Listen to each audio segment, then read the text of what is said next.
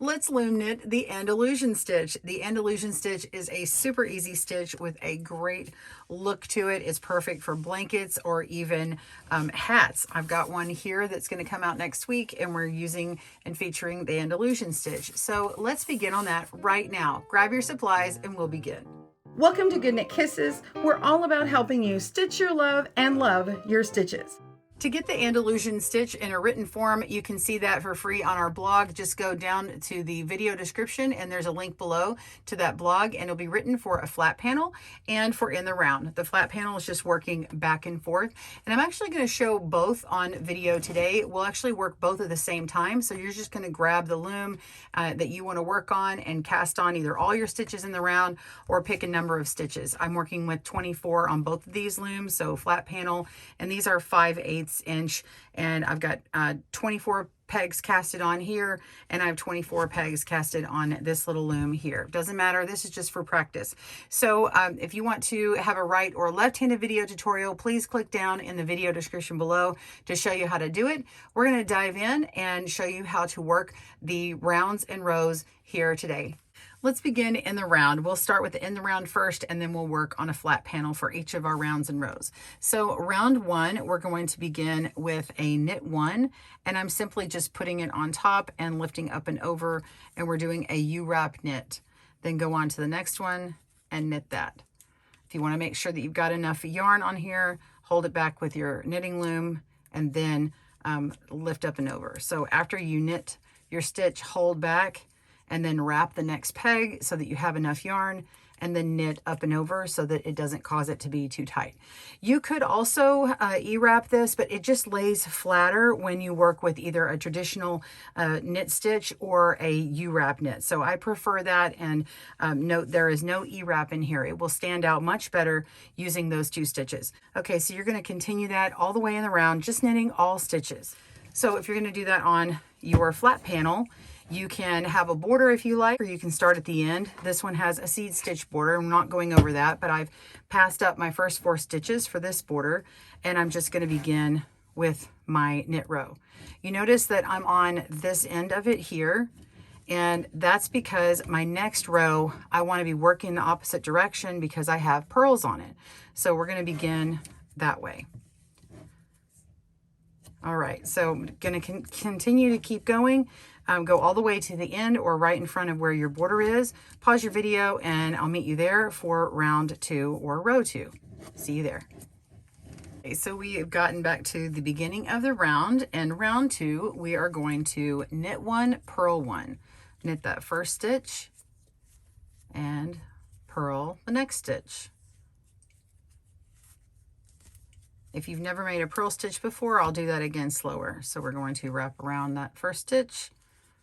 We're going to repeat, knit stitch, and go to the next one. And we're going to purl. We put the yarn down below our stitch here, pull it up like we're pulling from the ocean, take it off, put the new loop on, and pull it. That's it. You're going to repeat those 2 stitches all the way around. Knit 1, purl 1. That's in the round.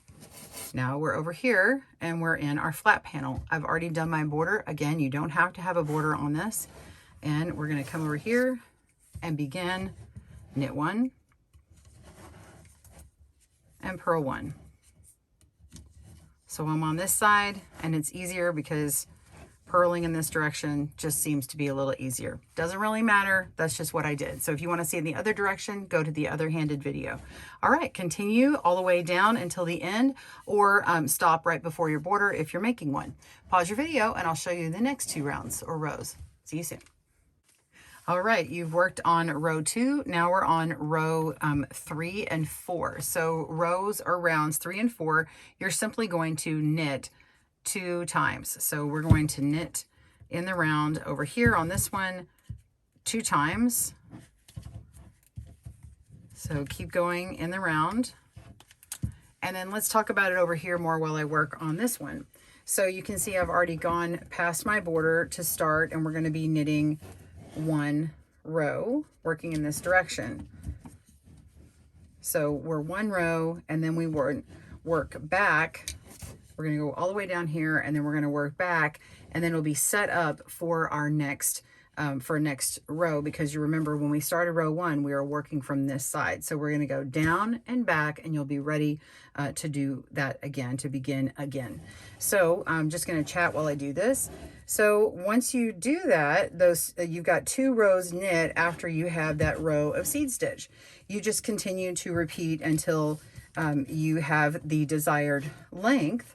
But you're going to notice, well, why does the pattern say do 2 and then it repeats and I have to do 1 more knit row?